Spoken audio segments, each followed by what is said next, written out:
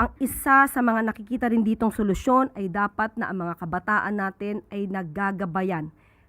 Hindi lamang ng kanilang mga magulang, kung hindi sa kanila mismong paaralan. Minsan na po natin nakita, mismo ang ibang mga guro ay lumalabag sa ganitong klase ng moralidad. Sila minsan ay nagtuturo sa kanilang mga estudyante kung papaano maging walang modo, lalo-lalo na sa mga nakakatanda or sa mga ibang tao.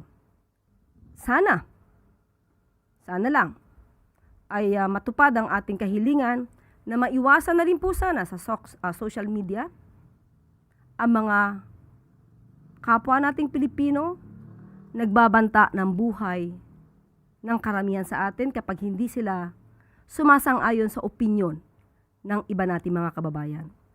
Dito kasi nakikita na parang natotolerate pa ang pagbabanta sa buhay. Pagkilala na may assassin at handang pumatay.